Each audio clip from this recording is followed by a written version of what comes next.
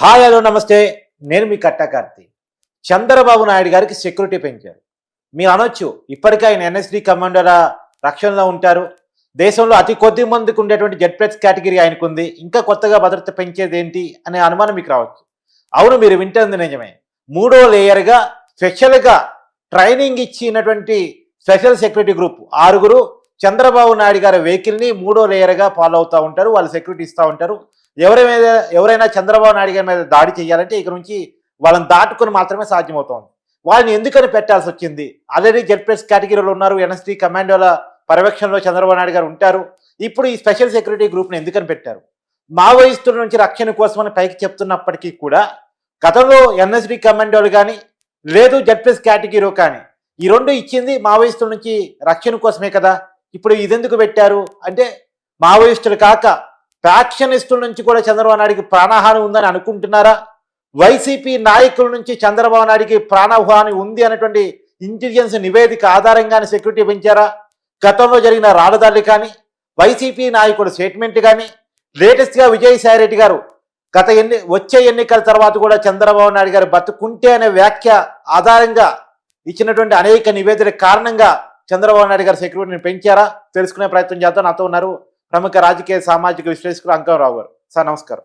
నమస్తే సార్, చంద్రబాబు నాయుడు గారు సెక్యూరిటీ పెంచారు. ఆల్రెడీ జెడ్ ప్లస్ కేటగిరీలో ఎన్ఎస్డి కమాండోల పర్యవేక్షణలో చంద్రబాబు నాయుడు గారు ఉంటారు. అది కాక స్పెషల్ సెక్యూరిటీ గ్రూప్ 6 నియమించారు. మూడో లేయర్గా వాళ్ళు ఉంటారండి. అంటే ఇక్కడ మీరు చెప్పినట్లు ప్రారంభంలో చెప్పినట్లు అతి కొద్ది మంది మూడో వ్యక్తి అనుకుంటారు భారతదేశంలో చంద్రబాబు నాయుడు గారు.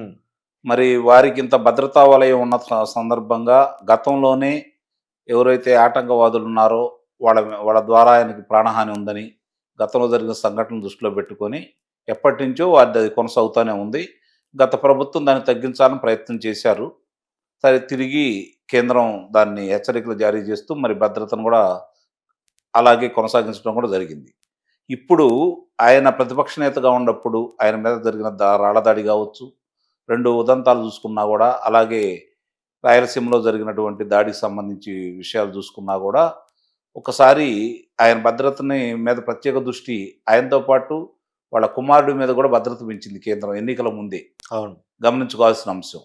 అంటే ఇక్కడ ఒక ఉద్దేశపూర్వకంగానే అది నక్సల్ ప్రభావం అనేది అయిపోయింది. దాన్ని వంకన అడ్డం పెట్టుకొని ఉద్దేశపూర్వకంగానే ఆయన మీద దాడి జరగవచ్చు అనేది కేంద్రం దగ్గర ఉన్నటువంటి సమాచారం. అంటే మావోయిస్టుల ముసుగులో ఇంకెవరో దాడి. అవును, ఆ రోజు కూడా మావోయిస్టులే స్వతహాగా చేశారని మాత్రం ఎవరు భావించలేదు. రాజకీయ నాయకుల ప్రోద్బలంతో జరిగిందనేది భావిస్తున్నారు ఆ రోజు కూడా.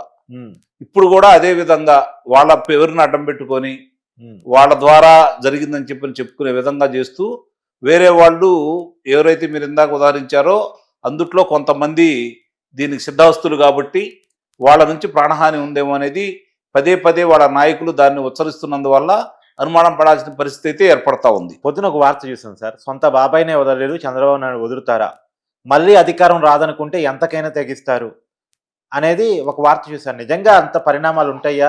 చంద్రబాబు నాయుడు గారికి ప్రాణహాని వాళ్ళ నుంచి ఉందా?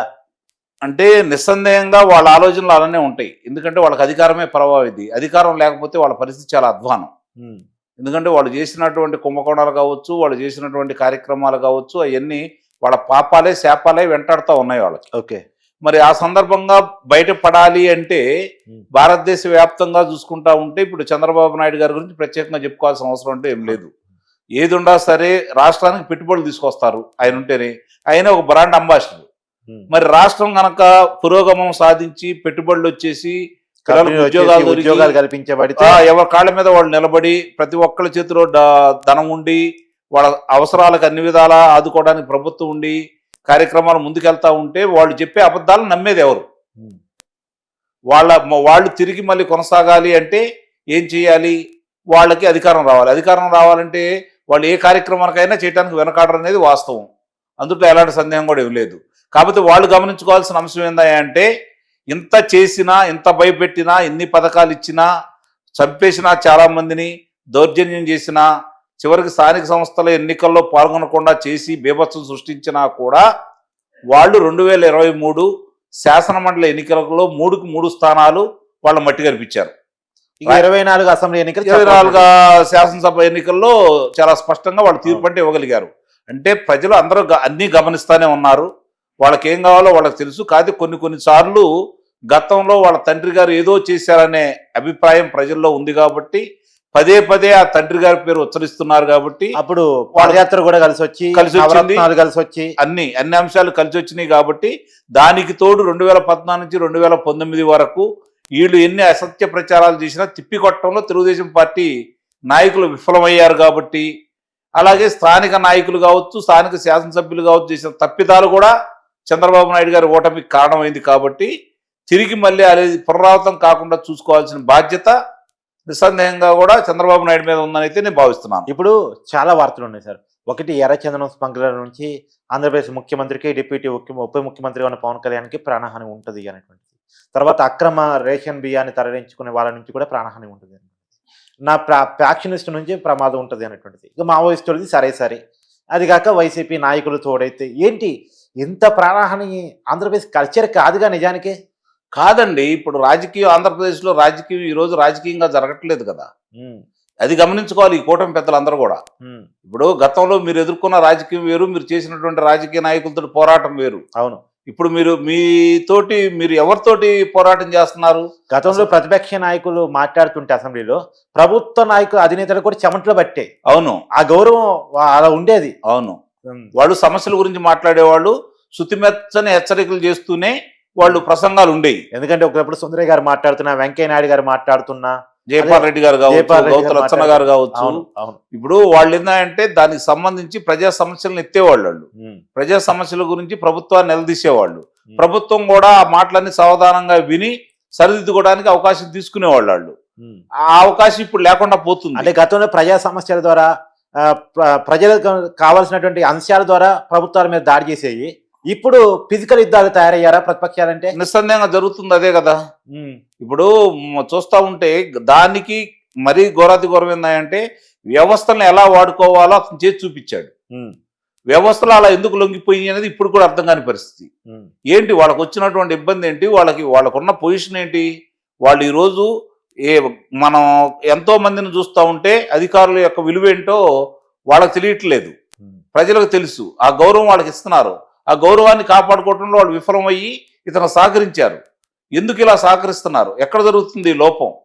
ఇప్పుడు ఈ స్పెషల్ సెక్యూరిటీ గ్రూప్ ఏదైతే 6గురితో కేటాయించారో ఇది ఎలాంటి రక్షణ చంద్రబాబు నాయుడుకి వచ్చే అవకాశం? ఇప్పటికే 2 అంతల భద్రత ఉంది కదా ఆయనకి. ఇది 3వ అంశం, 3వ అంకం అన్నమాట, 3వ లేయర్. కాబట్టి ఇక్కడికి ఇలా తప్పించుకొని ఆయన దగ్గరికి వెళ్ళటం, దాడి చేసే వాళ్ళకి మాత్రం ఎలాంటి అవకాశం ఉండదు. ఇప్పుడు 3వ లేయర్ కాక మళ్ళీ స్టేట్ సెక్యూరిటీ ఉంటుంది. అది అసలు ముందు వీళ్ళని దాటి బయటకు వెళ్ళటమే కష్టం. కాబట్టి అంటే వీళ్ళే ముందుంటారు, తర్వాతే కదా వాళ్ళు ఉండేది. రాష్ట్రానికి సంబంధించిన వాళ్ళు ముందు వీళ్ళ భద్రతా వలయం, తర్వాత వాళ్ళు భద్రతగా ఉంటారు. ముందు పోలీసులను దాటాలా, తర్వాత వీళ్ళని దాటాలి, తర్వాత ఎన్ఎస్డి కమాండోలు. కాబట్టి ఆయనకి భద్రత అనేది మరి అంత తేలిగ్గా వాళ్ళకి అవకాశం రాకుండా చూడటం అనేది కేంద్రానికి ఉన్న సమాచారాన్ని బట్టి అర్థమైపోతాం. గతంలో జరిగిన రాళ్ళదాడులు కూడా చంద్రబాబు నాయుడిని చంపాలని టార్గెట్ గా జరిగినాయేనా? అది కావచ్చు, నందిగామ అనుకుంటా. అవును. ఇప్పుడు అంటే రాళ్ల దాడితోటే ఏదో చేయాలని కాదు, వాళ్ళు ఒక హెచ్చరికలు జారీ చేస్తున్నారు. అంటే రాళ్ల దాడి చేసి తిన్నందువల్లే ప్రాణహాని ఉంటుందని కాదు కదా. ఇప్పుడు రాళ్లతోటి ఇప్పుడు ఆయనలాగా ఏదో చిన్న గులకరాయి పంచదార చిలకలోంచి ఒక ముక్క తీసి ఇసిరెత్తే కింద పడంలో నోట్లో వేసుకుని ఉంటాడు. అది లేకపోతే కనపడకుండా ఎట్లా పోయింది? అది దానివల్లే ప్రాణహాని ఉందని చెప్పుకున్నట్టు చంద్రబాబు నాయుడు గారేమి దాని గురించి బేలగా ప్రవర్తించేసి మాట్లాడలేదు కదా. సమర్థవంతంగా ఎదుర్కొంటాను, తాడదేస్తాననే మాట్లాడారు కదా. రాయి అయితే అప్పుడు నెత్తిరెత్తి వచ్చింది కదా పాపం. ఇది నెత్తిరి వచ్చింది కదా, స్టిక్కర్ కూడా వేసుకున్నాడు కదా. మీరు చూసారా? కుట్లు పడ్డాయా? కుట్లు పడ్డాయని కూడా చెప్పారు కదా. తర్వాత ఏమన్నా 3వ రోజు తీసేసిన తర్వాత ఏమన్నా కనపడిందా? ఎన్నికల తర్వాత మచ్చ అనేది ఉంటుంది కదా ఏదైనా గాయం అయితే.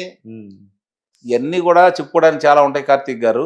ఇక్కడ చంద్రబాబు నాయుడు గారు అంశం వచ్చేతలకి ఎవరో ఏదో చేస్తారనే దానికంటే కూడా అలాంటి నాయకుడు దేశానికి అవసరం అని చెప్పి కేంద్రం గుర్తించింది కాబట్టి అదే ముఖ్యమైన అంశం.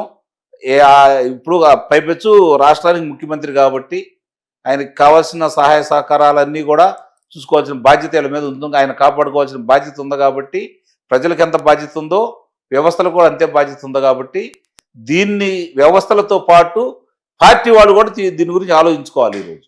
థ్యాంక్స్.